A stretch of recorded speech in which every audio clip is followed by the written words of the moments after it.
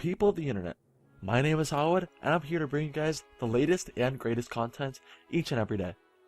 In today's video, since it is of course Wednesday, we'll be going into this week's headlines since it is Weekly Wednesday. In the northeastern region of the US, namely New England and the surrounding area, there have been severe snowstorms. Although there was a travel ban earlier in the week, it has finally been lifted, allowing, as the name obviously suggests, travel to occur. Probably still gonna be a little bit of time for planes to be able to pass through this snowstorm. However, flights will resume shortly. Originally, there were about 3 feet of snow predicted. However, the total amounts by the end will definitely be less, since, for instance, the high amount for New York is about 11 inches of snow.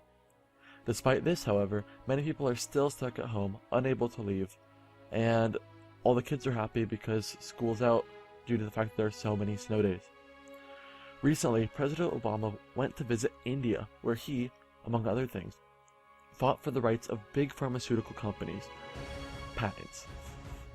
Personally, however, I disagree with Obama's stance due to the fact that it will actually inhibit the ability of the poor to receive the medication that they so desperately need. As a result, I believe that this is an argument that is terrible for Obama to support due to the fact that it is a very charged humanitarian problem in and of itself. However, I guess you could say that he saved face in a way when he made a plea for freedom of religion in the nation. So good on ya, Obama. Yesterday, however, President Obama left India to go to Saudi Arabia so that he could pay his respects to King Abdullah's death and to meet the successor to the Saudi throne. When he went, the First Lady, of course Michelle Obama, didn't follow the precedent of all former First Ladies, which is to cover their hair with a hijab or something else as a sign of respect to their religion of Islam. Controversially, I actually agree with her decision because, in my opinion, there is no reason for her to follow the customs of another religion just because you go to that nation. For instance, if a non-Catholic goes to, I don't know, a very Catholic nation such as France, or if, for instance, a non-Christian goes to a nation like England, they don't automatically oblige by all of that nation's religious customs. Suppose if a non-Catholic even goes to church, they're not forced to receive the Eucharist or sing the songs or just participate in the ceremony. So, in my opinion, Michelle Obama did the right thing, breaking the precedent of past First Ladies. Now, delving deeper into politics, the executive branch is in the process of pushing 2 major policies through Congress. One, to open the coasts of Virginia to Georgia to oil and gas drilling, such as fracking, whereas the branch is complementarily making a push to ban drilling in parts of Alaska, a very suspect move, since this will obviously hurt the environment even more, since methods of securing oil from the land, especially fracking, actually contaminate the soil, making it far less hospitable to plants and crops, since oil is actually toxic to them as it is to actually humans as well. And this oil is actually also contaminating not only our water supplies, but also the ocean itself, which is a habitat for many millions of different species. Second, they're allocating about $1.2 billion to funding the fight against antibiotic bacteria. In my opinion, it is always good when the government funds science, and especially biomedical science, since it will allow our civilization to grow as a whole, and it will also allow us to fight more and more diseases, since so many have become resistant to the usual antibiotics used to fight them. Now, some more news in the Middle East. Since we talked about Saudi Arabia earlier, let's go into Syria.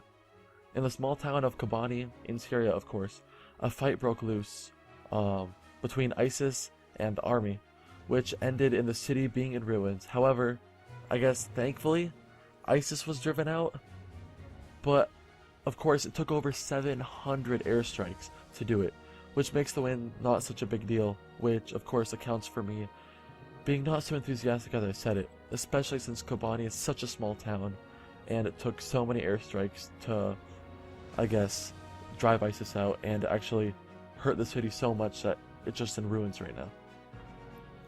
Now, let's go into the economy. as we do every week.